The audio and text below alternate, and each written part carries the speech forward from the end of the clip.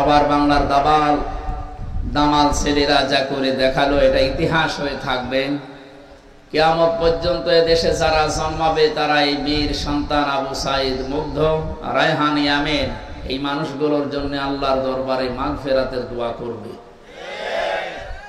দল মত নির্বিশেষে এদেশে যারাই জন্ম নিয়েছেন তারাই আমরা একটা পরিবার, সে যে দলের লোক হোক, যে ধর্মের লোক হোক। কথা বলে না কেন? সুতরাং এই এক পরিবারের মানুষ মিলে আমরা আল্লাহর শুকরিয়া আদায় করছি তার জবান দিয়ে আলহামদুলিল্লাহ। আহ্বান জানা এখন যারা দায়িত্বে আছে, যেখানে যে আছে তাকে বিনা শর্তে এই মুহূর্তে বের করে দেওয়া হবে। এটা যে কত বড় মানবতা বিরোধী অপরাধ! ৭১ সালে যদি মানবতা বিরোধী অপরাধ করার কারণে 50 বছর পরে তাদের ফাঁসি দেওয়া যায়, রিসেন্ট যারা এই অপরাধ গুলো করেছে এই 15 বছরে, ওদের এক্ষুনি ফাঁসি দেওয়া দরকার। মানুষ কত বিবেকহীন হলে একটা মানুষকে কবরের মতো জায়গায় হাত পা বেঁধে, তাও এমনি এমনি না, এমনিতে যদি ফেলে রাখে তাও তো হয়। আমার সাথে যিনি ছিল মাওলানা মুফতি ফখরুল ইসলাম, হাতিয়ায় বাড়ি, নোয়াখালী। লোকটা একটা ভালো মানুষ, অথচ তারে ধরে নিয়ে যেয়ে মাটির নিচে এমন জায়গায় রেখেছি, পেছনে হাত বেঁধে, চোখ কালো কাপড় দিয়ে বাঁধা। আমার পাশেই আমার ঘরে ছিল উনি প্রায় 3 বছর। মাঝে মাঝে দুঃখের ওই কথাগুলো যখন বলতো, আমি নিজেই চোখ দিয়ে পানি বের হয়ে যেত। মানুষ এটা করে। এখনো পর্যন্ত অনেকে জালেমদের পক্ষে স্ট্যাটাস দিচ্ছে। আপনি নিজেও জালেম, যার পক্ষে স্ট্যাটাস দিয়েছেন সে তো বিশ্ব জালেম। সরকার যারা দায়িত্বে আছেন আমরা আহ্বান জানাবো, আমরা যেহেতু ভুক্তভোগী, আমিও মাটির নিচে থেকে এসেছি, যারা আছেন বাংলাদেশের যত আয়না ঘর আছে একটাকেও বিলুপ্ত না করে এটা টুরিস্টদের স্পেস হিসাবে এটা দেখে যাওয়ার জন্য এই জায়গাগুলো রেখে দেন। পৃথিবীর মানুষ যেন বোঝে যে এই পৃথিবীতে একজন জালেম ছিল। আপনি তো 2 দিনও বাড়ির বাইরে যে থাকতে পারেন না, আর লোকটা জানেই না যে দুনিয়া নামে কিছু আছে কিনা। ব্রিগেডিয়ার জেনারেল এত বড় বিচক্ষণ একটা লোক, বের হওয়ার পরে আমান আজমি কি কান্নাকাটি করছিল না, যে আমি আলো দেখতে পাইনি 10-12 বছর, আলো কি আমি জানি না। এদেরকে আল্লাহ মাফ করবে বলে আমার তো মনে হয় না, কারণ কোরআনে কারিমে আছে আল্লাহু লা ইয়াহদিল কওমাজ জালিমিন, জালেমদের আমি আল্লাহ পথ দেখাই না, হেদায়েত দেই না। এই জন্য জালেমরা যা করেছে ওদের দুনিয়াও শেষ, আখিরাতও শেষ। দুনিয়া তো শেষ করেছে, কারণ জালেমদের এখন কেউ মায়ার নজরে দেখছে। এই যে কালামানিকের যে অবস্থা, একটা বিচারপতি গলার ভেতরে গামছা দিয়ে কলার ধরে মনে হচ্ছে যে কি পেয়েছে, আসলে তো কি পেয়েছে। কে যেন লিখেছে ভারত থেকে একটা মাগুর মাছ বেশি এসেছে। শয়তান আলেমদের সাথে যা করেছে, ও লিস্ট করেছিল আলেমদের 116 জনের নাম নিয়ে, মন মতো আমার নামও ঢুকিয়েছে। আমি জেলখানায় বসে পেপারে দেখলাম যে আমার নাম আছে। এখন এই জালেমদের 116 জনের টার্গেট এবং তালিকা করা দরকার, বাংলার জনগণের হাতে দেওয়া দরকার যে নে যা করবি কর। ওরা যেমন কিল ঘষে দিয়ে, ওর শুনলাম যে অন্ডকোষ উড়িয়ে গেছে, উড়ি যাওয়াই দরকার, কারণ ও দিয়ে করবে কি? ওই শয়তানের সাথে যে সংসার করেছে সেও মরেছে। তার রুচি নিয়েছে কি করে ওর বিছানায় থাকতে। একটা মানুষ, মানুষ নামে একটা কলঙ্ক। যে আচরণ করে আর যে উগ্র কথাবার্তারা বলে, এই যদি হয় একটা বিচারপতি, তাও হাইকোর্টে, সুপ্রিম কোর্টে, তার দ্বারা কত মানুষ অবিচারের কারণে আজ হাজারো মানুষ তার কারণে জেল খাটতেছে, দুনিয়া ছেড়ে বিদায় নিয়েছে। আল্লাহ এমনি ধরেছে, ইন্না বাতশা রাব্বিকা লাশাদীদ, তোমার রবের ধরা বড় শক্ত ধরা। এমনিতে আমি কাউকে ধরি না, যদি একবার ধরি ওরে বাপ বলার সময় দেই না।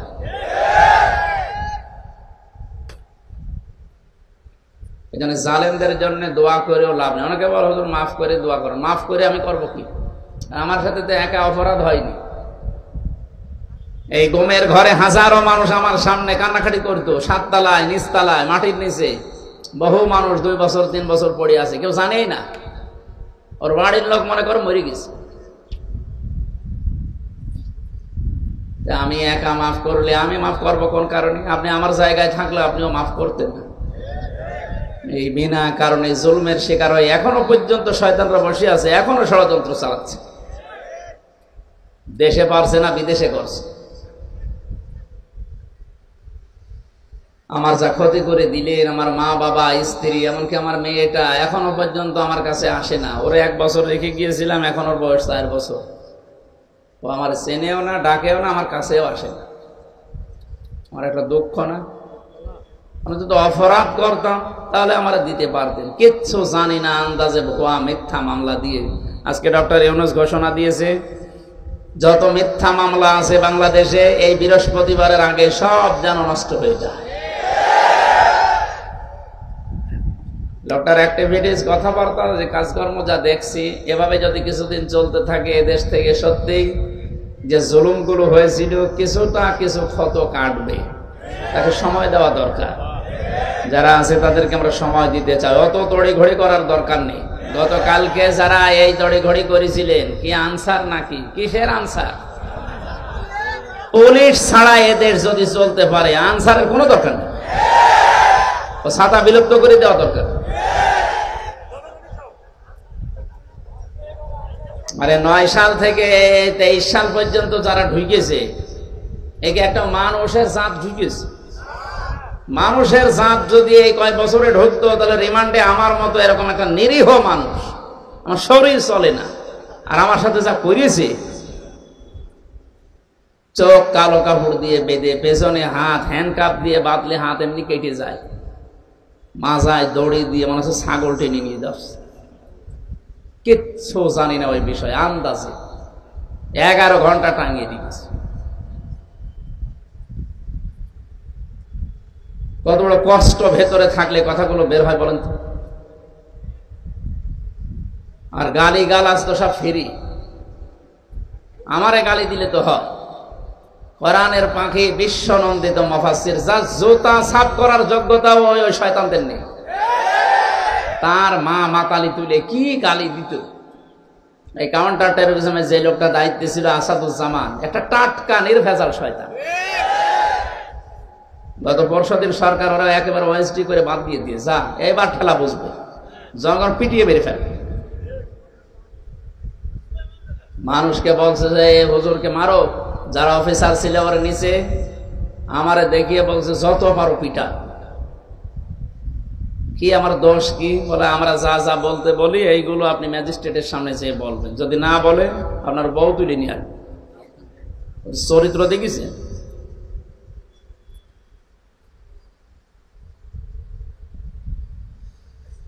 হেদায়েত কামনা করবো না ওদের, কারণ ওদের হেদায়েত আল্লাহ দেবে না। আল্লাহু লা ইয়াহদিল কওমাজ জালিমিন, আল্লাহ জালেমদের হেদায়েত দেয় না। জোর করে আমি যদি করি তাহলে কোরআন তো মিথ্যা হয়ে যাবে। কি আপনি ভুল ধরেন? আমি বলেন না হুজুর দোয়া করেন, দোয়া করে করবো কি? ওদের জন্য তো দোয়া করা নিষেধ।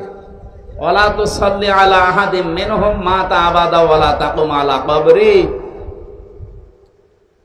সূরা তাওবার 84 নম্বর আয়াতের প্রথম অংশে জানিয়েছেন, হে নবী, দোয়া করা দূরের কথা, ওরা মরে গেলে কবরের পাশে দাঁড়াবেন না।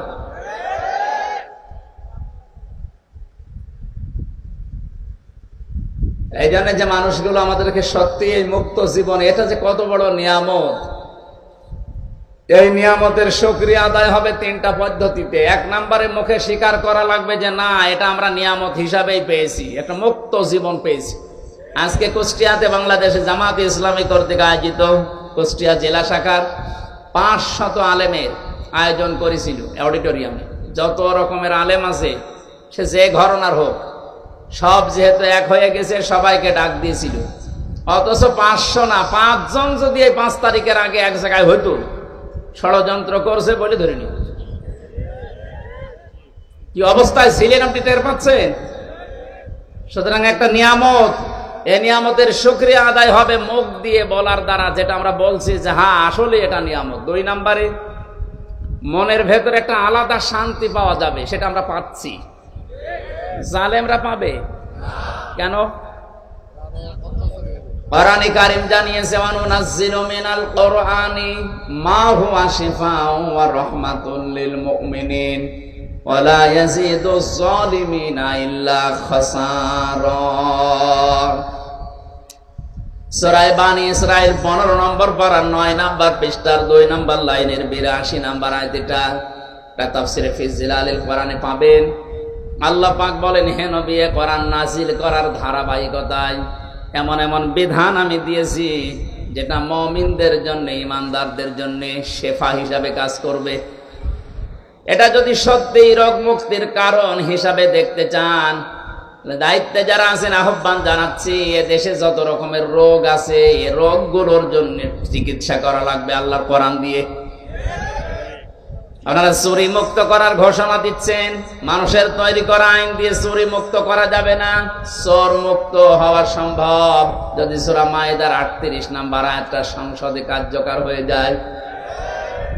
আস-সারিকু ওয়াস-সারিকাতু ফাকতাউ আইদিয়াহুমা জাযাআম বিমা কাসাবা নাকালাম মিনাল্লাহ ইলা আখির আয়াত। আল্লাহ রাব্বুল আলামিন আয়াতের ভেতরে যেটা জানিয়েছেন, সত্যিই যদি আমরা চুরি মুক্ত ঘোষণা দিতে চাই যে বাংলাদেশ চোর মুক্ত, আপনি আয়াতটা পাশ করেন এই দেশে, কোরআনের কথা মিথ্যা না, 100 ভাগ কার্যকর, আপনি চুরি মুক্ত দেশ পেয়ে যাবেন। জিনা মুক্ত করার জন্য আয-যানিয়াতু ওয়াজ-যানি ফাজলিদু কুল্লা ওয়াহিদিন মিনহুমা মিয়াতা জালদা। কোরআনে কারীমের সূরা নূরের এই আয়াতে আল্লাহ যে নির্দেশ দিয়েছেন, এটা যদি আজ দেশে আমরা অ্যাপ্লাই করতে পারি, সত্যি কথা বলছে, দেশে জিনা থাকবে না। জিনা করার কথা মনে উঠলে স্বপ্ন তো সম্মত হয়ে যাবে। এখানে হাজারো হাজি, এই যে সভাপতি ও হাজি, আমি 16 সালে গিয়েছিলাম, এই যে চাটিয়াল ময়দানে 9 তারিখে পড়ে থাকে মানুষ, লক্ষ লক্ষ মানুষেরা পড়ে আছে খোলা আকাশের নিচে, কোনো বেড়া দেওয়া নেই, যুবক যুবতী পাশাপাশি শুয়ে আছে, কোনো পাহারাদের নেই, বেড়া দেওয়া নেই, কিচ্ছু নেই, কিন্তু কেউ কারো দিকে তাকায়ও না। খারাপ ধারণা তো দূরের কথা। আবহমান কাল থেকে চলে আসতেছে, আজ পর্যন্ত পৃথিবীর মানুষ এই তথ্য দিতে পারে না, এর রেকর্ড নেই যে ওখানে 5টা মেয়ে ইজ্জত হারিয়েছে। কথা বলে না কেন? 5টা মেয়ে হাইজ্যাক হয়ে গেছে। কথা বলে না কেন? এটা এমনি এমনি হয়েছে।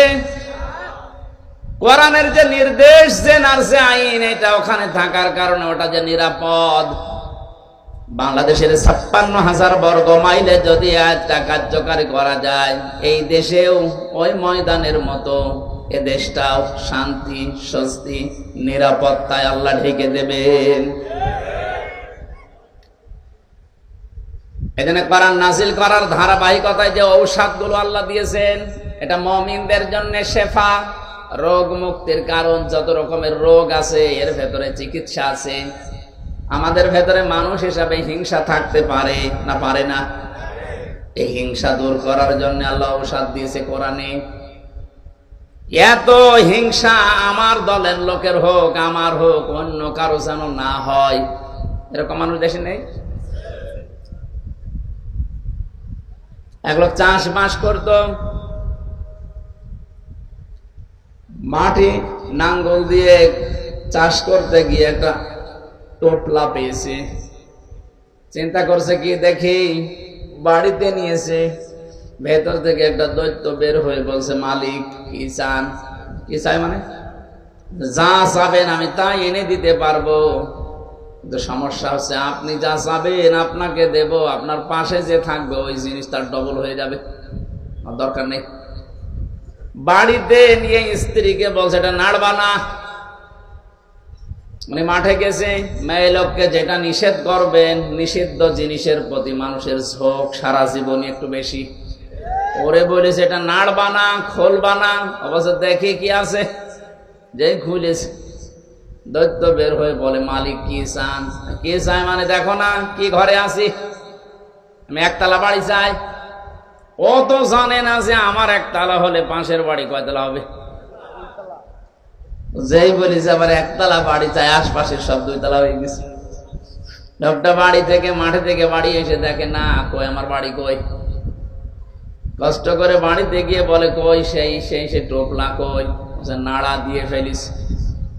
তুমি তো নাড়া দিলে বাইরের অবস্থা জানো যে না, এই দেখো বাড়ি চেনা এখন দুষ্কার, কি করবো? এটা আবার নিয়ে আসো। নাড়া দেওয়ার পরে দৈত্য যখন এসেছে বলে, কি চান? কি চাই বসো না, আমার 1 চোখ কানা করে দাও। আমার যদি 1 চোখ কানা হয় তে সবার কয় চোখ কানা হবে? কি হিংসা! আমার হোক অন্য কারো না হোক, এ রোগ মুক্ত করার জন্য কোরআনে কারিমে আল্লাহ বিধানও দিয়েছেন। অহংকার যেটা একটা রোগ, তাকাব্বুরি যেটা একটা রোগ, রিয়া যেটা একটা রোগ, লোক দেখানো, প্রত্যেকটি রোগের ধারাবাহিকতায় আল্লাহ ঔষধ নাযিল করেছেন।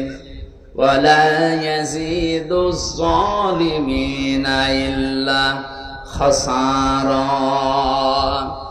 আল্লাহ পাক বলেন কিন্তু জালেমদের জন্য শুধু ক্ষতি বৃদ্ধি ছাড়া কোনো ঔষধ কোরআনে নেই। এই জন্য আপনার জন্য আমার আফসোস হচ্ছে, সূরা ফুরকানের ভেতরে আছে, জালেমরা কিয়ামতের দিন এত আফসোস করবে নিজের আঙ্গুল পর্যন্ত চিবানো আরম্ভ করবে। এটা মিথ্যা কথা বলেন? এটাকে 100% বিশ্বাস করেন যে সূরা ফুরকানের এই আয়াত সত্য? বলেন বলেন। এই আয়াত যদি 100% আপনি বিশ্বাস করেন যে সত্য, এ পৃথিবীতে যারা জালেম এখনো পর্যন্ত জীবিত আছে, মারা যাচ্ছে, কি পরিণতি বলেন তো তাদের? আমরা যেন কোনো বিষয়ে জুলুমকারী হয়ে না যাই, খুব খেয়াল রাখা লাগবে এটা। এজন্য যদি নিয়ামতের শুকরিয়া আদায় করতে চান, অবশ্যই আপনাকে নিয়ামতের জন্য আল্লাহ যেটা দিয়েছেন আপনার মনের ভেতরে একটা আনন্দ শান্তি পাওয়া লাগবে আলাদা। আর এটা পাবে শুধু মুমিনরা। কারা? ইন্নামাল মুমিনুনা আল্লাযীনা ইযা যুকিরাল্লাহু ওয়াজিলাত কুলুবুহুম ওয়া ইযা তুলিয়াত আলাইহিম আয়াতুহু যাদাতুহুম ঈমানা ওয়া আলা রাব্বিহিম ইয়াতাওয়াক্কালুন। রব্বুল আলামিন বলেন, আমার দৃষ্টিতে ঈমানদার বলা হয় তাদেরকে যাদের বড় বড় দাড়ি আছে। হ্যাঁ, বড় জুব্বা গায়ে দেয়, এই লোকটাই আল্লাহর দৃষ্টিতে ঈমানদার। শুধু দাড়ি আর জুব্বা থাকলেই যদি মানুষ ঈমানদার হয়ে যায়, রবি ঠাকুর ও বড় ঈমানদার। আমি ছোট করছি না, এগুলো অবশ্যই নবীর সুন্নাত, অনেক দামি জিনিস। আজ দেখছি অনেক মানুষের দাড়ি নিয়েও ফাজলামি আরম্ভ করিস। কেউ দাড়ি কেটে নম হয়ে মালাচ্ছে, আর কেউ দাড়ি রেখে কালো তার সাদা হয়ে যাচ্ছে। সবগুলোকে আল্লাহ পাকড়াও করেছে। জালেমদের অপমান যখন শুরু হয়, মরণের আগ পর্যন্ত জালেমের অপমান শেষ হয় না। কোরআনে কারীম বারবার এগুলো আমাদেরকে সতর্ক করছে। কোরআন পড়ে তাদের সতর্ক হবে কি দিয়ে? ওয়ালা তাহসাবান্নাল্লাহা গাফিলান আম্মা ইয়ামালুজ যালিমুন ইন্নামা ইউআখিরুহুম লিয়াউমিন তাশখাসু ফীহিল আবসার। সূরা ইব্রাহিম 13 নম্বর পারা 19 নম্বর পৃষ্ঠার 12 নম্বর লাইনের 42 নম্বর আয়াতে আছে। এটা তাফসীরে তাবারির ভেতরে পড়েছি। ব্যাখ্যাগুলোকে বলতে গেলে হাজারো সময় লাগবে না, যে খুব সংক্ষেপ করছি। আল্লাহ পাক বলেন, নবী আপনি কি মনে করেন যে জালেমদের সম্পর্কে আমি কোনো খোঁজ রাখি না, আমি উদাসীন হয়ে গেছি, আমি বেখবর? না, এ পৃথিবীতে সবচাইতে বেশি দৃষ্টি দিয়ে রাখে আমি জালেমদের উপরে। কেন ওদেরকে এরকম ছাড় দেয়? ওরা তো মনে করে আল্লাহ আমাদের ভালোবেসেই মনে হয় এই জায়গাগুলো দিয়েছে। আমার এই অর্থ সম্পদ, বাবা প্রতিপত্তি, আমার চেয়ার, আমি যে সালের একেবারে 30 সাল 40 সাল 71 সাল পর্যন্ত টার্গেট দিয়ে দিলাম, মনে হয় আল্লাহ আমারে ভালোবাসে। প্রথমে আমার যখন রিমান্ডে নিয়েছিল প্রথম ওই 11 সালে, ওই সময় আমার যিনি ধরেছিলেন বলছে, হুজুর মানুষকে ক্ষমতা দেওয়ার মালিককে? আল্লাহ। ক্ষমতা থেকে নামানোর মালিককে? আল্লাহ। তাহলে এখন যিনি আছে তাকে দিয়েছে কে? এখন কি বলবো? মানে এবার আমার আয়াত শোনাচ্ছেন, কুলিল্লাহুম্মা মালিকাল মুলকি তুতিল মুলকা মান তাশা ওয়া তানজিউল মুলকা মিম্মান তাশা ওয়া তুইজ্জু মান তাশা ওয়া তুযিল্লু মান তাশা ইলা আখিরি আয়াত। থানাতে যেদিন প্রথম যায় আমার এই আয়াতটা জিজ্ঞাসা করেছিল ওসি সাহেব যে আপনি কি বলেন তো এই আয়াতে? বললাম আল্লাহ যাকে চায় তাকে ক্ষমতা দেয়, যাকে চায় তাকে নামিয়ে দেয়। সম্মান দেওয়ার মালিকও আল্লাহ, সম্মান নষ্ট করার মালিকও আল্লাহ। আমারে উনি বোঝাতে চায় তাহলে এখন যিনি প্রধানমন্ত্রী আছে আল্লাহ চাই বলে আছে। ঠিক আছে, কি বলবো? ঠিক ওনার জবাবটা আল্লাহ সূরা আলে ইমরানে দিয়েছেন 4 নাম্বার পারা 12 নাম্বার পৃষ্ঠাতে আছে, আলা ইয়াহসাবান্নাল্লাযীনা কাফারু আন্নামা নুমলি লাহুম খায়রুল লিআনফুসিহিম লিয়াজদাদু ইসমা ওয়া লাহুম আযাবুম মুহিন। ও টাঙ্গাইলবাসী, একটু বিবেকটা খাটিয়ে আল্লাহর এই আয়াতটা একটু চিন্তা করেন। কাফেররা দুনিয়ায় ধারণা করে, মনে করে যে আমাদের প্রতি এই যে ক্ষমতার চেয়ার, এই যে প্রভাব প্রতিপত্তি, মনে চা চাই তাই করি, এটা মনে হয় আমাদের উপরে আল্লাহর দয়া করুণা, আমার উপর আল্লাহর রহমত। আল্লাহ বলেন না, এটা কেন দিয়ে রাখি জালেমদেরকে? হে নবী জানেন, আমি চাই যে চেয়ারে বসে ক্ষমতার অপব্যবহার করে ওদের পাপের পাল্লা 100 পরিপূর্ণ হয়ে যাক। ঠিক তাই হয়েছে। আমি কি মারিয়ে বলছি? তাই হয়নি। তাই হয়নি কেন? তার বাস্তব প্রমাণ আয়না ঘরটা। এই আয়না ঘরের কারণে আমার মনে হয় আল্লাহর গজব নাজিল হয়ে গেছে। নাই তো 15 বছরে বহু চেষ্টা চালিয়েছে অনেকে, কিছুতেই কিছু করতে পারেনি। অথচ খালি হাতে ছাত্ররা, ছাত্র না, সূরা ফিলের তাফসীর পড়তে গিয়ে আমার এখন মনে হচ্ছে এগুলো ছাত্র না, এগুলো আবাবিল।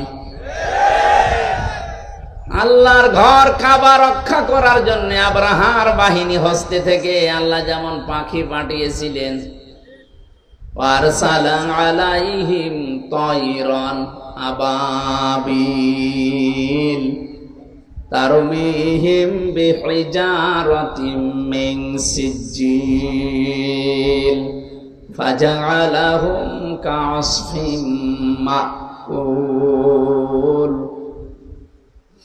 আল্লাহ তার ঘরকে রক্ষা করার জন্য যে আবাবিল পাঠিয়েছিলেন, এই পৃথিবীর ময়দানে বাংলাদেশ নামক এই ছোট্ট ভূখণ্ডকে জালেমের জুলুম থেকে একেবারে যখন ইসমা লিয়াজদাদু ইসমা পরিপূর্ণ হয়ে গেছে, তাদের পাপ 100তে 100 হয়ে গেছে, আল্লাহ তখন পাঠিয়েছে ছাত্রদেরকে। এদের মনের ভেতরে আসলো কি করে? এটা একটা ঠুনকো বিষয় নিয়ে এত বড় একটা পাওয়ারফুল মানুষকে সম্মানের সাথে না, চোরের মতো পালিয়ে যেতে বাধ্য করেছে। পৃথিবীর এটা দ্বিতীয় ইতিহাস। ওই যে পালিয়েছিল লক্ষণ সেন, আরে এটা মাঝখানে আর কেউ পালায়নি। হ্যাঁ পালিয়েছিল, কিন্তু এত করুণ অবস্থা হয়নি শ্রীলঙ্কায়। এই জন্য আমাদের উচিত হচ্ছে, আমরা যেহেতু ইমানদার আল্লাহর দৃষ্টিতে, সত্যিই যদি আপনি আল্লাহর দৃষ্টিতে বলেন যে আমি ঈমানদার, আল্লাহর নাম উচ্চারণ হলে আপনার অন্তরের ভেতরে একটা আলাদা শান্তি পাবেন। এই শান্তির ব্যাখ্যা করতে গিয়ে মুফাসসিরিন ইকরাম লিখেছেন, যাদের ভেতরে ঈমান আছে তাদের সামনে কোরআনের আলোচনা হলে তাদের পশমগুলো খাড়া হয়ে যায়। এদিকে সরে বসেন, এদিকে পিছিয়ে বসেন ভাই, কি ডিস্টার্ব করে না বুঝে বড় পিছিয়ে বসেন, আর পিছিয়ে বসেন।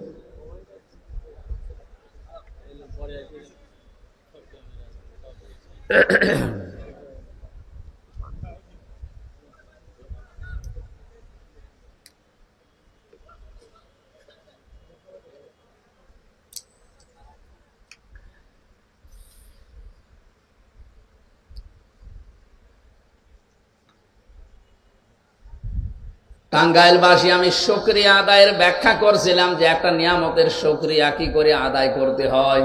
আমরা অধিকাংশ মানুষ জানি একেবারে টুটি পর্যন্ত খেয়ে একবারে বললাম আলহামদুলিল্লাহ হয়ে গেল, শুকরিয়া আদায় না। লাযীদান্নাকুম এই শব্দের ব্যাখ্যায় মুফাসসিরিন ইকরাম বলেন, তিনটা শর্ত যদি তুমি মানতে পারো তাহলে নিয়ামতের শুকরিয়া আদায় হবে। এক নম্বরে মুখে মুখে বলা লাগবে যে হ্যাঁ এটা নিয়ামত। দুই নম্বরে মনের ভেতরে একটা আলাদা শান্তি পাবেন। তিন নম্বরে ওই নিয়ামতকে পূর্ণতায় পৌঁছানোর জন্য সর্বাত্মক চেষ্টা করে ওই জায়গা মতো পৌঁছিয়ে দেওয়া খায়েশ আপনার থাকবে। এ বাংলাদেশের 5 তারিখের আগে একটা জরিপ পেয়েছিলাম, মাত্র 100 জনের 18 থেকে 20 জন মানুষ চাইতো যে দেশে কোরআনের আইন চালু হোক। 5 থেকে আজকে 26 তারিখ, মাত্র এই 20-21 দিনের ব্যবধানে এখন আজকের জরিপ দেখেন, প্রায় 35% মানুষ এদেশে এখন চাচ্ছে যে আল্লাহর কোরআন দিয়ে এই দেশটা চলুক। আপনি সময় যেতে দেন, কিছুদিনের পরে দেখবেন এদেশে 51% মানুষ চাচ্ছে আল্লাহর কোরআন দিয়ে যেন এই দেশটা চলে। তখনই দেখবেন শান্তি কারে বলে। এই ফাঁকে কিন্তু অনেকে মেয়েদেরকে জুজুর ভয় দেখাচ্ছে যে ইসলাম যদি এসে চলে আসে তোমরা কিন্তু একেবারে বোরকার ভেতরে ঘরের ভেতরে বন্দী হয়ে যাবা। এই জুজুর ভয় দেখাবেন না। ইসলাম কায়েম হলে পৃথিবীতে সব জায়গায় সম্মানে থাকবে মেয়েরা।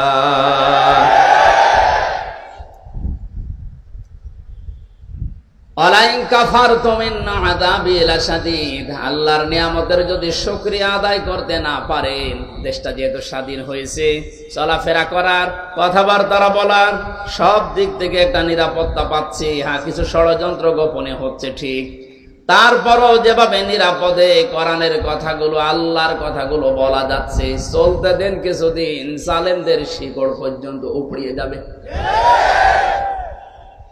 এই পৃথিবীতে আল্লাহর যেটা ইচ্ছা ছিল ওইটা কায়েম হবে। আল্লাহর ইচ্ছা কি? ওয়াল্লাযী আরসালা রাসূলাহু বিল হুদা ওয়া দীনিল হক লিইয়ুযহিরাহু আলাদ-দীনি কুল্লিহি ওয়া কাফা বিল্লাহি শাহীদা। আল্লাহ পাক বলেন তিনি সে আল্লাহ যিনি তার রাসূলকে দ্বীনে হক দিয়ে সত্যের বিধান দিয়ে এখানে পাঠিয়েছেন, খেলা করার জন্য না। লিইয়ুযহিরাহু আলাদ-দীনি কুল্লি, এই যে ইজহার শব্দটা আছে এখানে, অনেকে যারা আলেম বসে আছে অনেকে মনে করছে এজহার মানে নুন সাকিনের কায়দা। এজহার মানে কি? এজহার মানে এমনি শাব্দিক অর্থ প্রকাশ করা। আমি প্রায় 33টার মতো অর্থ পেয়েছি এজহারের। এই যে লিইয়ুযহিরাহু এই শব্দের ব্যাখ্যা করতে গিয়ে আধুনিক মুফাসসিরিন ইকরাম লিখেছেন আল্লাহ পাক চান তার কোরআনকে, তার দ্বীনকে, তার ইসলামকে এই জমিনে বিজয় করে দিতে। তাহলে এজহার মানে শুধু প্রকাশ করা না, স্পষ্ট করা না, এজহার মানে বিজয় করা, দাঁড় করানো। এদেশে কোরআনে কারীমকে বিজয়ী করার মাধ্যমে আল্লাহর এই নিয়ামতের শুকরিয়া আদায় করা সম্ভব। এইটাই হবে আসল শুকরিয়া। সুতরাং আমরা এটা চাই।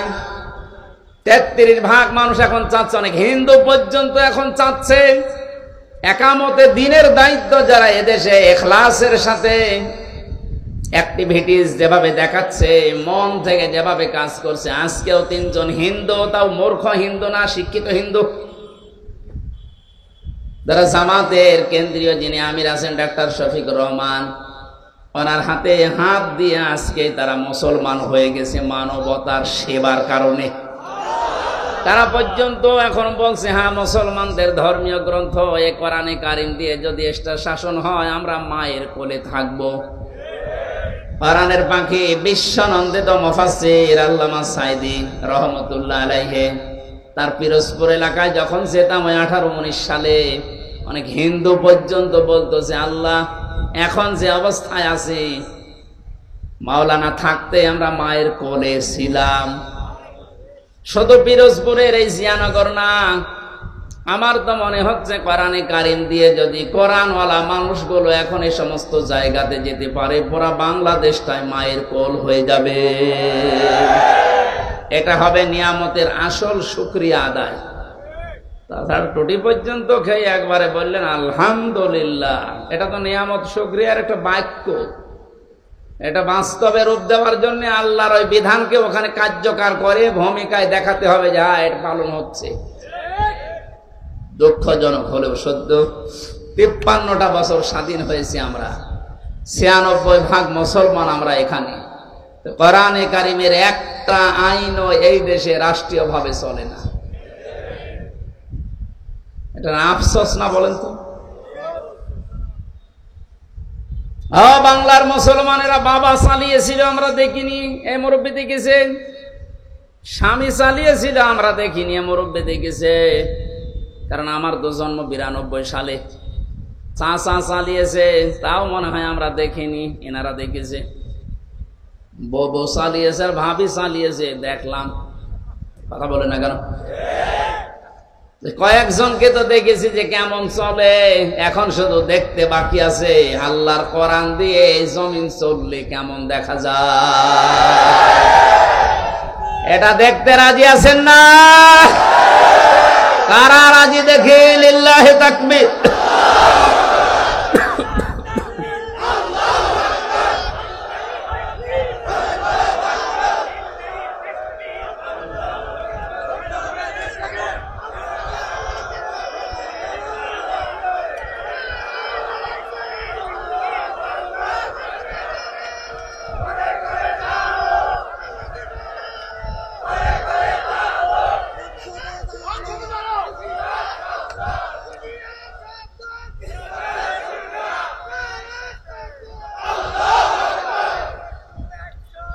আলহামদুলিল্লাহ ভাই, দরুদ আর সালাম পড়ছে আমাদের নবী মুহাম্মদ রাসূলুল্লাহর উপরে, যাকে আল্লাহ শুধু বাংলাদেশের জন্য পাঠিয়েছিলেন।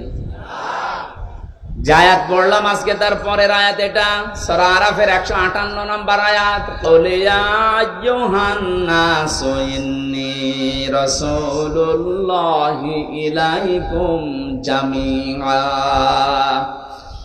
হে নবী, আপনি দুনিয়ার মানুষদেরকে এই ঘোষণা দিয়ে দেন যে আমি শুধু মক্কার জন্য মদিনার জন্য না, তামাম দুনিয়ার মানুষের জন্য রাসূল হয়ে এসেছি। জোরে বলেন সুবহানাল্লাহ।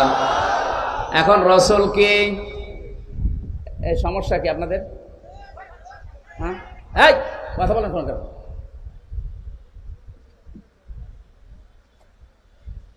এবার আমরা আয়াতের তাফসিরে যাচ্ছি। সূরা আরাফ 157 নাম্বার আয়াতটা পড়েছি। পুরো আয়াত শেষ হবে কিনা জানি না, যতটুকু পারি আমি তাফসির আকারে কথা বলবো।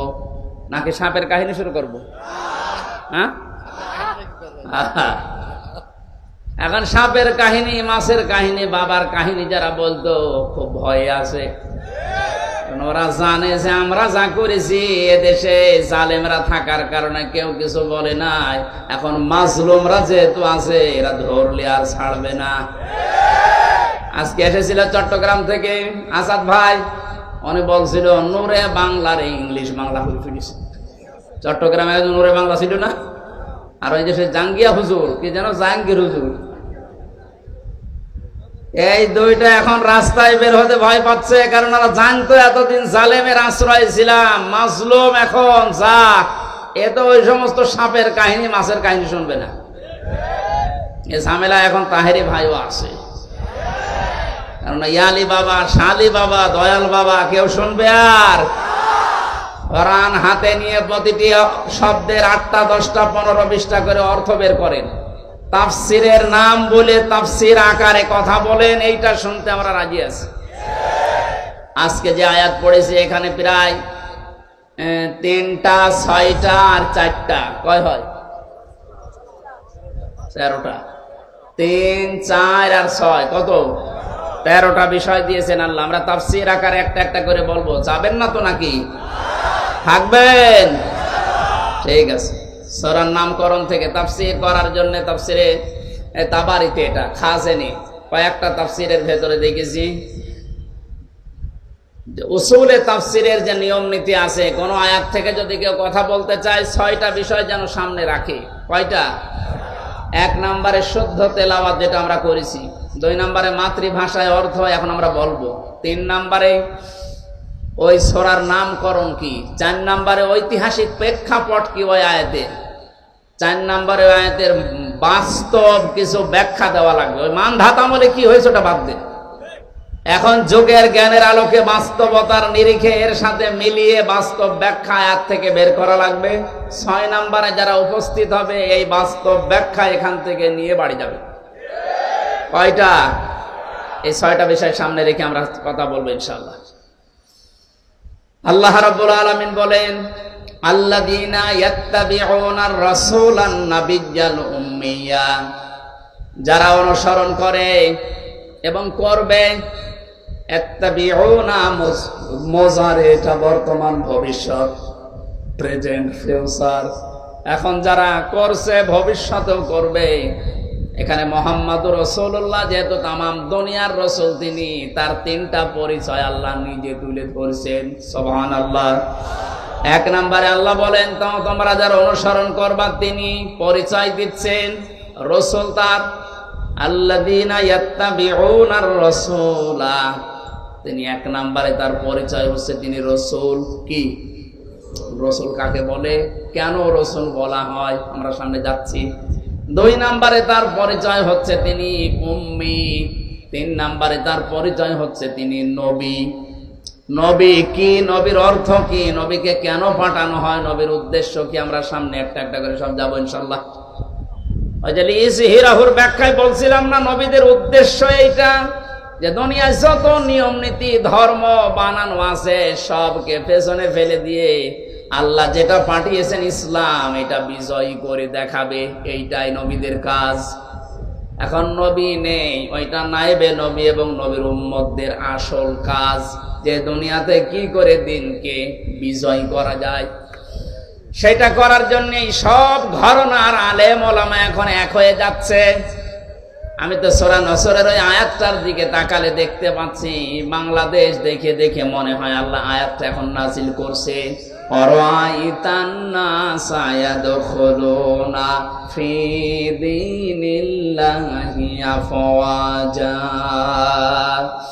আল্লাহ পাক বলেন, হে নবী, আপনি দেখতে পাবেন যখন আল্লাহর সাহায্য এসে যাবে, বিজয় যখন পেয়ে যাবেন, দলে দলে পালে পালে মানুষ ইসলামে প্রবেশ করছে। 75টার উপরে ইসলামী দল ছিল এই দেশে, আর 27টার উপরে জেনারেল দল ছিল।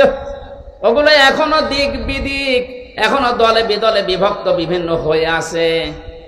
14 দলের যারা তাকান, এখন বড় বড় যে মাথাগুলো সব মার্ডার মামলার আসামি। এই যে নুনু, কি যেন নাম, ইনো না নুনু, নামও জানি না। এই যে নুনু, ইনু, এরপরে যে মনন, মেনন, মনন, একই নাম উচ্চারণ করলো আমার ঘৃণা লাগে। এই শয়তানগুলো ইসলামের বিরুদ্ধে যা অবস্থান নিয়েছিল, এদেশের বড় বড় জালেমরাও এত বড় অবস্থান নেয়নি।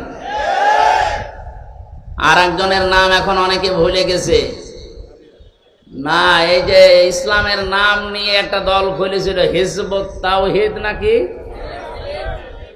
ইমাম কি যেন নাম, ইমাম সেলিম হোসেন নাকি নাম, এই শয়তানের, এ ভারতের এজেন্ট।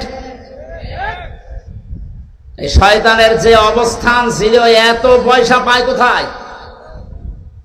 ইসলামে দল বিদলে বিভক্ত করে মানুষদেরকে যেন এক জায়গায় এক প্ল্যাটফর্মে আসতে না দেয়, এই জন্য অনেক শয়তান এদেরকে টাকা দিত। অমুসলিমদের যারা যত না ক্ষতি হয়েছে দেশে মুসলমানদের ইসলামের, তার চাইতে বেশি ক্ষতি করেছে এই শয়তানরা। এদের সমুচিত জবাব দেওয়া দরকার এখনই, কারণ এই শয়তানরা আবার যদি ছাড় পায় সামনে কিন্তু মুসলমানদেরকে আবার দলে বিদলে বিভক্ত করবে। গোয়েন্দা বিভাগের বহু জায়গায় আমি মিশে দেখেছি, ওরা বলতো যে মানুষদেরকে আজ আমরা এক হতে দেই না টুপিওয়ালাদের, এর ভেতরে একটা কারণ আছে। এরা যদি সব এক হয়ে যায় তাহলে এই যে টাকা পয়সা পাচার হচ্ছে এগুলো বন্ধ হয়ে যাবে। এই জন্য কিছু কিছু বিষয় দিয়ে এদেরকে দলে বিদলে বিভক্ত করে রাখি। মাওলানা মামুনুল হক আমার সাথে 3 বছর ছিল পাশাপাশি। ওনারা মাঝে মাঝে বলতো যে আমরা কি ভাবতাম বাইরে, আর এ কি চলছে এখন দেশে। এটাকে আজ কন্ট্রোল করার জন্য ছোট খাটো মাসলা মাসাইল সব বাদ, এক হওয়া লাগবে এখন শুধুমাত্র এই দেশে নিরাপদে থাকার জন্য। এই জন্য সব এক হয়ে যাচ্ছে না।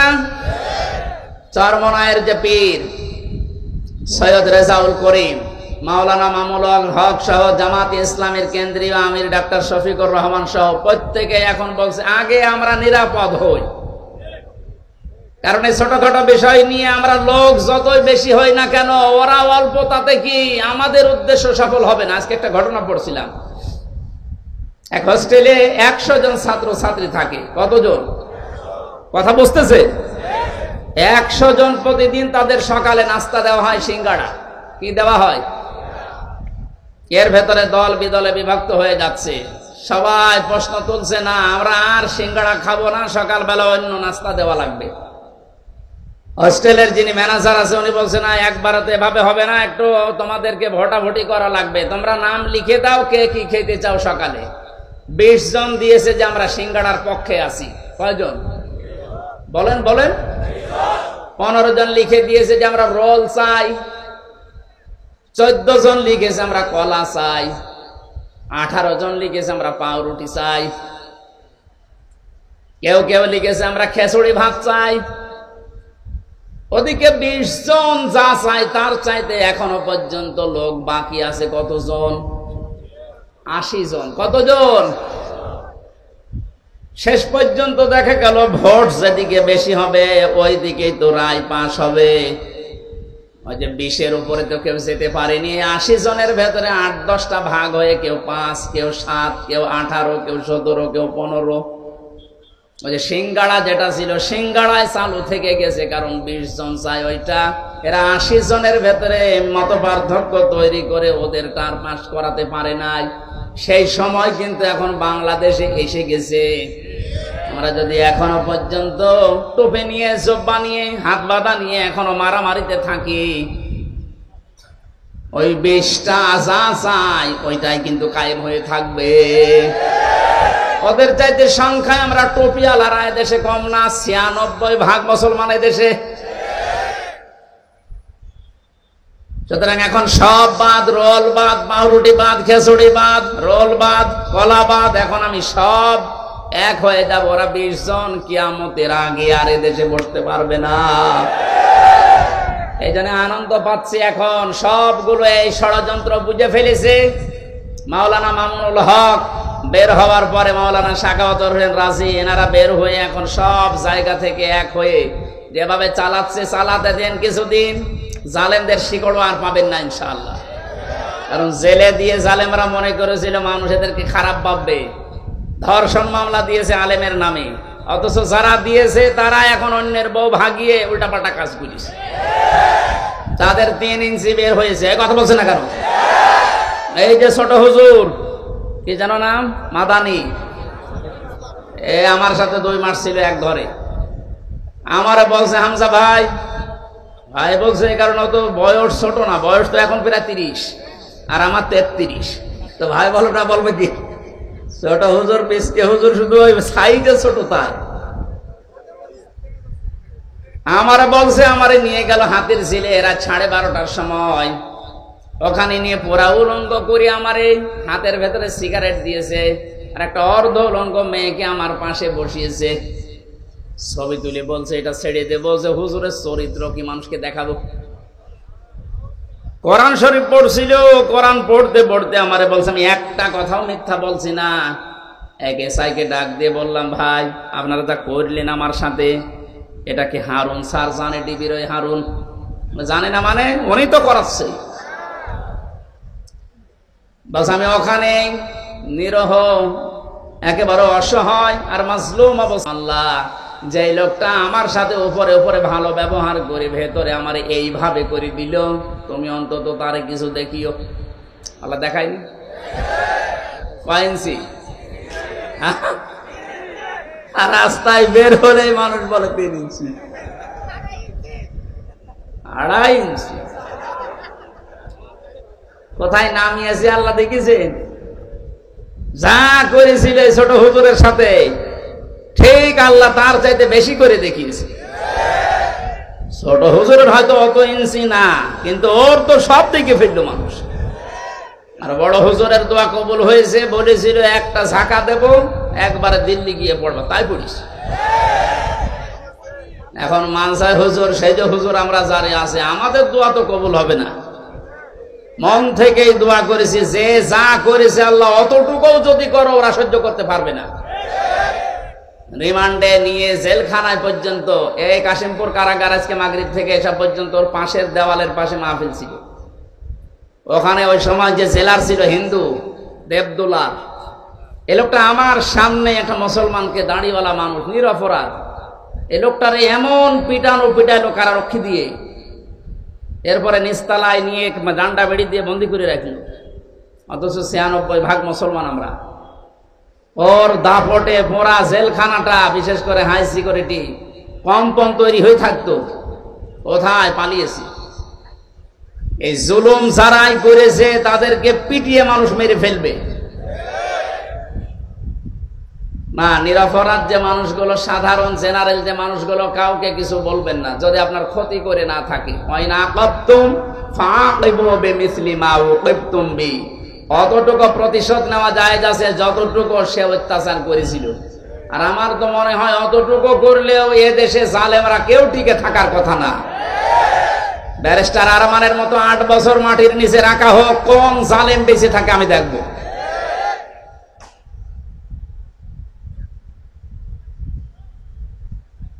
শ্রদ্ধাভাজন ব্যক্তিবর্গ যারা আছেন তাদেরকে এবার আহ্বান জানাচ্ছি, প্রতিটি শব্দের আমি এবার অর্থ বের করে তাফসিরের দিকে যাচ্ছি। 3টা পরিচয় দিলেন আল্লাহ নবীজির। কয়টা?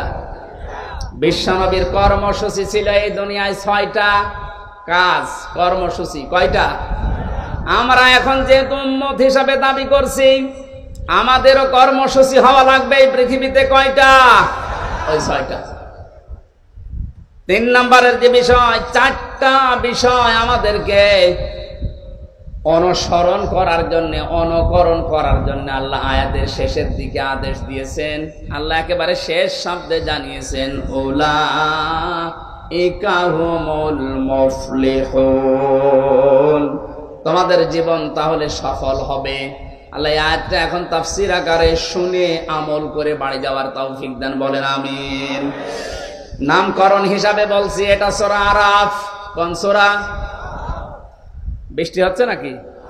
কে এরা ওঠে কারা? কে পানি ফেলাতে যাবেন? এটা বাদ দিয়ে যেন অন্য কাজে যেন না। অনেকে আবার বেড়ি খেতেও যায়, বেড়ি খেতে গেলে তাড়াতাড়ি খেয়ে আবার চলে আসবে। আরাফ শব্দের শাব্দিক অর্থ প্রাচীর। আরাফ মানে কি? দেওয়াল, প্রাচীর যাই বলেন। আল্লাহ রাব্বুল আলামিন কিয়ামতে একটা প্রাচীর বানাবেন, কিছু মানুষকে ওখানে দাঁড় করিয়ে রাখবেন, জান্নাতেও দেবেন না, জাহান্নামেও ফেলবেন না।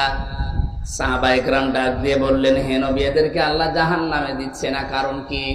জান্নাতেও দেয় না, কারণ কি? নবীজি বললেন, এদেরকে আল্লাহ জান্নাতে দেয় না এই কারণে, এই মানুষগুলো দুনিয়াতে মা বাবার সাথে খারাপ আচরণ করতো, এ কারণে জান্নাত দিচ্ছে না। সূরা আরাফের তাফসীর, এই নামকরণে যেটা ব্যাখ্যা পেয়েছি আমি তাফসীরে হাক্কানির ভেতরে, মুফাসসিরদের এই বক্তব্য অনুযায়ী, নবীর হাদিস অনুযায়ী বোঝা যায়, আপনি যত বড় আল্লাহর ওলি দাবি করেন না কেন, নামাজ, রোজা, হজ, যাকাত, পর্দা, পশিদা সব আছে আপনার, কিন্তু মা বাবার সাথে যদি খারাপ আচরণ করে থাকেন আপনি জান্নাত যেতে পারবেন না। এই জায়গাটা খুব সেনসিটিভ জায়গা, এজন্য খুব সতর্ক থাকা লাগবে এখানে। হ্যাঁ, বাস্তবতায় আমরা দেখছি আজ হাজারো সন্তান আমরা যারা এখানে আছি আমরা বাধ্য হচ্ছে মা বাবার অধিকার নষ্ট করতে আমার বউর কারণে। মা বোন যারা এসেছেন আপনার জন্য 2 মিনিটে ওয়াজ করছি। দুনিয়া থাকার জায়গা না, আপনিও থাকবেন না, আপনার শাশুড়িও থাকবে না।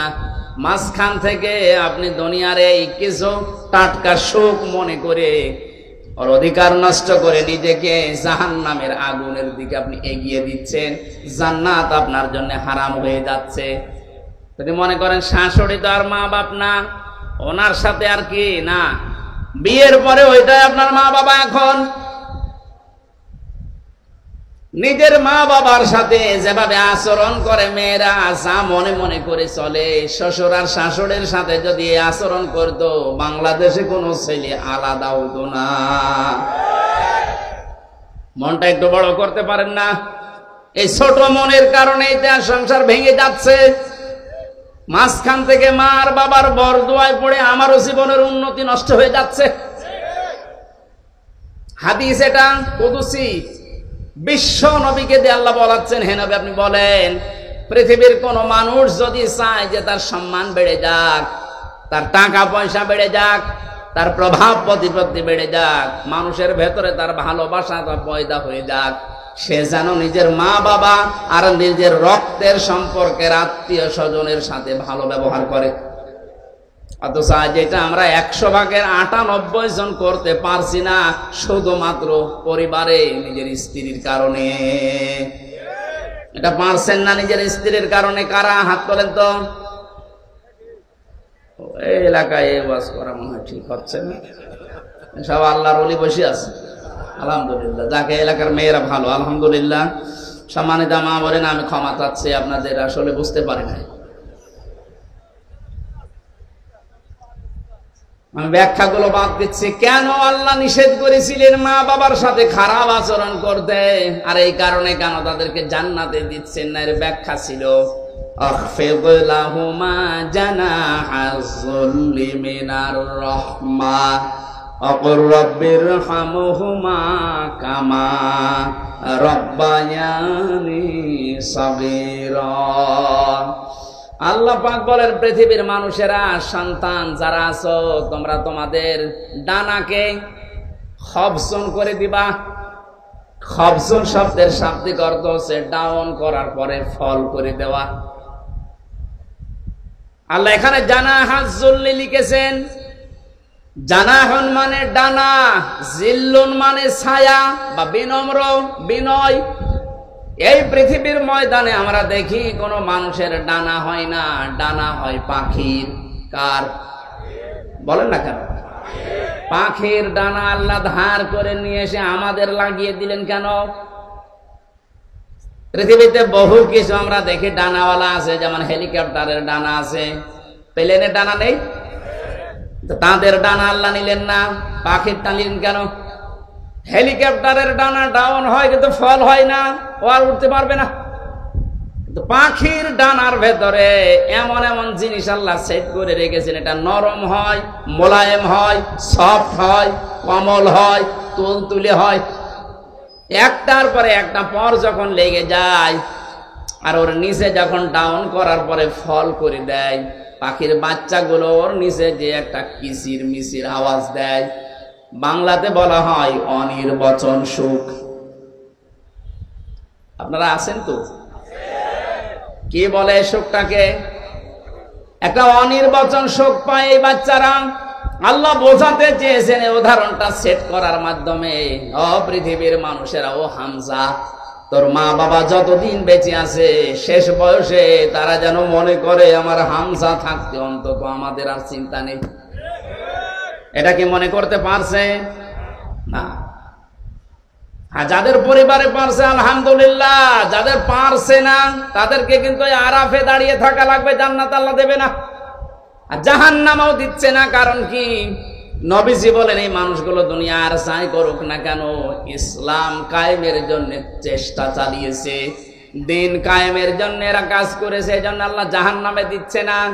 সূরা সফের 10 নম্বর আয়াত 11 নম্বর আয়াতের দলিল আছে। যারা পৃথিবীতে দিন কায়েমের জন্য চেষ্টা চালায় এই মানুষগুলোর ছোটখাটো অপরাধগুলো আল্লাহ মাফ করে দেয়, এদেরকে আল্লাহ জাহান্নামের আগুনে দেয় না।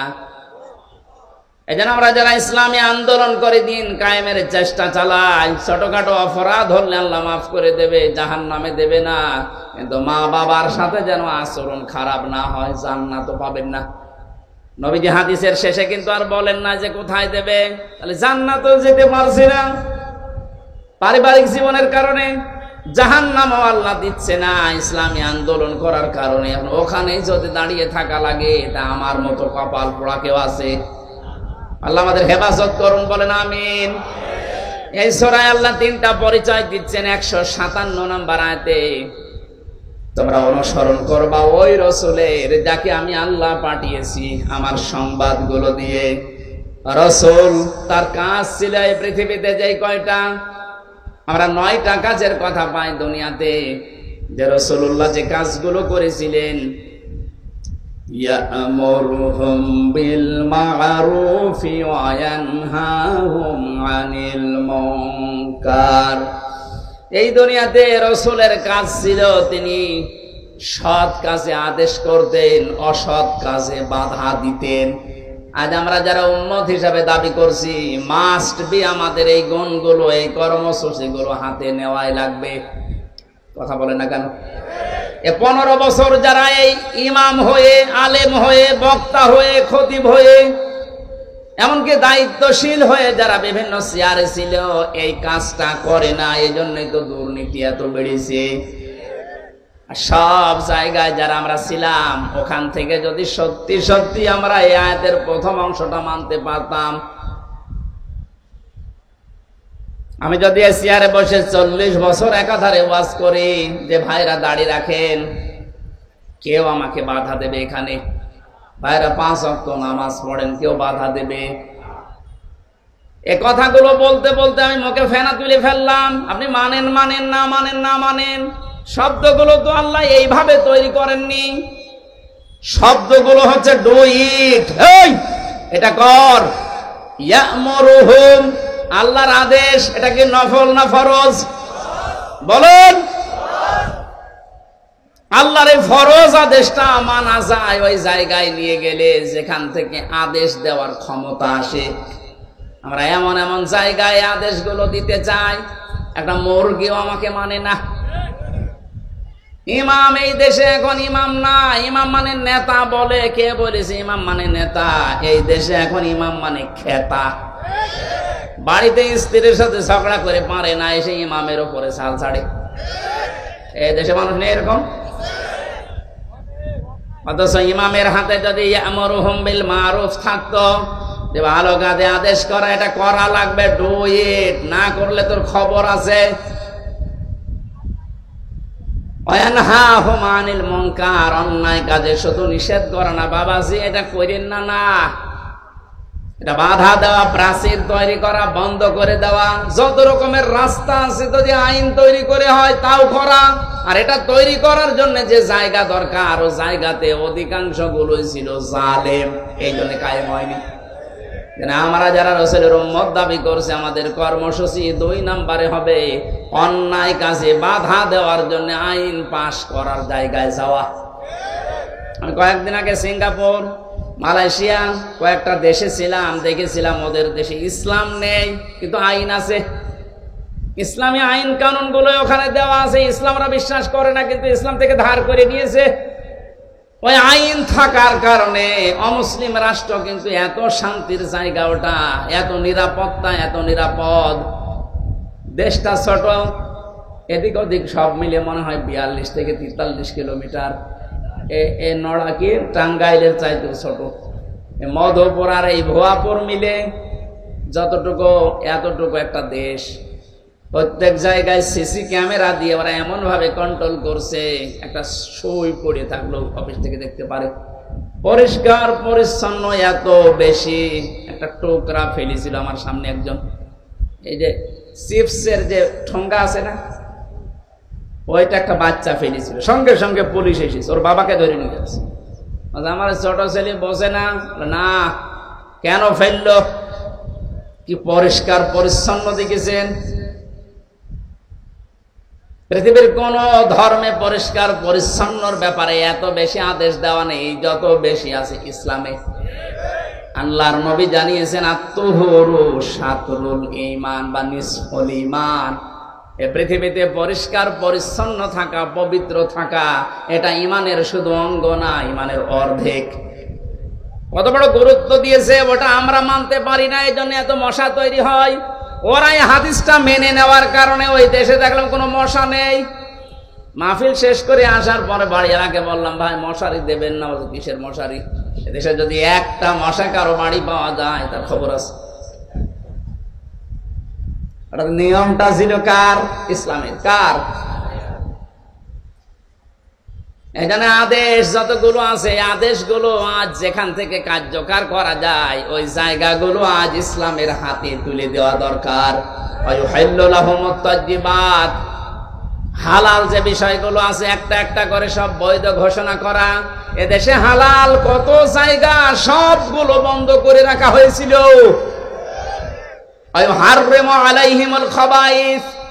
যত অবৈধ বস্তু আছে, নাপাক বস্তু আছে, ওটা হারাম ঘোষণা করা রসুলের কাজ। রসুল এখন নেই, রসুলের নায়েবে রসুল আছে, কথা বলে না কেন? রসুলের উম্মতেরা আছে, তাদের এই কর্মসূচি হাতে নেওয়া দরকার। যত অবৈধ কাজ আছে সব আইন পাশ করে হারাম ঘোষণা দেওয়া। তাহলে এদেশে হারাম যে কাজগুলো আছে, সুদ খাওয়া কি, ঘুষ খাওয়া কি? ঘুষ বন্ধ হয়ে গেছে। কোর্টে যাবেন, কোর্টের রিট পর্যন্ত ঘুষ যাবে। যদিও নিয়মটা এখন পাল্টাচ্ছে, এটা আরো কঠোর হওয়া দরকার।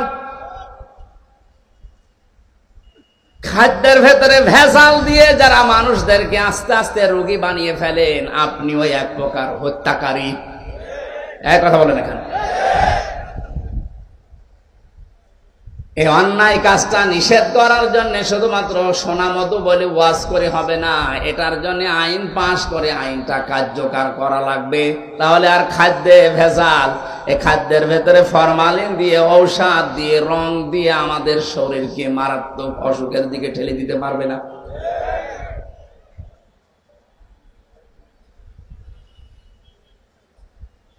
ويحل لهم الطيبات ويحرم عليهم الخبائث ويضع عنهم إصرهم والأغلال التي كانت عليهم।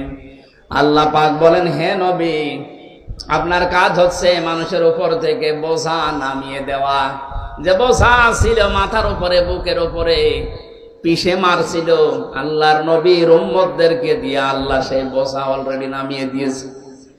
ষড়যন্ত্র তো থেমে নেই এখনো পর্যন্ত, মাঝে মাঝে ষড়যন্ত্র হচ্ছে, হবে সামনে। মোকাবেলা করার জন্য ছাত্র সমাজ সহ দেশের জনগণ এখনো কিন্তু সজাগ থাকা লাগবে। প্রধান বিচারপতির নামে একজন অবৈধ মানুষকে দিয়ে ওরা বিভিন্ন কায়দায় ছাত্র সমাজের বিষয়কে অম্লান করার জন্য চেষ্টা চালিয়েছিল, আল্লাহ নস্যাৎ করে দিয়েছে। এই 2 দিন ধরে ভুয়া একটা বিষয়কে সামনে এনে 12টা জেলায় এই দেশে এখন মাটির নিচে কি পানির নিচে, তাদের দুঃখ দুর্দশা দেখার জন্য এই দেশে যারা ইসলামপন্থী, যারা গণতন্ত্র চায়, তারা পর্যন্ত আজ পাগল হয়ে যাচ্ছে ওদেরকে বাঁচাতে। আর এরা এই সময় এখন আন্দোলন আরম্ভ করেছে, আমাদের বেতন বাড়াও। তোমরা আর কাজ পাওনি। মানুষ পানির নিচে হাবুডুবু খাচ্ছে, যার যা আছে। একটা ফকির কালকে দেখলাম একটা ভিক্ষা করে 70 টাকা পেয়েছে, সেখান থেকে 10 টাকা ওই বন্যার্ত মানুষদের জন্য দান করছে, আরো এখন আন্দোলন করে বেড়াচ্ছে। এগুলো সব ওই সালে নিয়োগ পাওয়া। এই ষড়যন্ত্র দিয়ে একটা চেষ্টা চালিয়েছিল, ছাত্ররা এমন পিটানি দিয়েছে সে বাপ বলে কুল পায় না। বোঝাটা নামিয়ে দিয়েছে। আমাদের হাজারো বোঝা এখনো সামনে আছে। আমাদের নবীর উম্মত দাবি করছে যারা, এই বোঝাগুলো আজ জাতির উপর থেকে, এই দেশের উপর থেকে একটা একটা করে বোঝাগুলো নামাতে হবে। খ্রিস্টান, বিশেষ করে খ্রিস্টান, বৌদ্ধ, ইহুদি আর মুশরিক, এ মানুষগুলো এখন সূক্ষ্ম ষড়যন্ত্র আরম্ভ করেছে। প্রতিবেশীর নামে কলঙ্ক। যখন পানি দরকার হয় তখন দেয় না, যখন দরকার নেই তখন রাতের আধারে পানিটা দিয়ে। এই যে 18 জন মারা গেল, এই 18 জন মার্ডার মামলা কিয়ামতের দিন এই যে প্রতিবেশীর যারা দায়িত্বে আছে এদের উপরে দেওয়া হবে।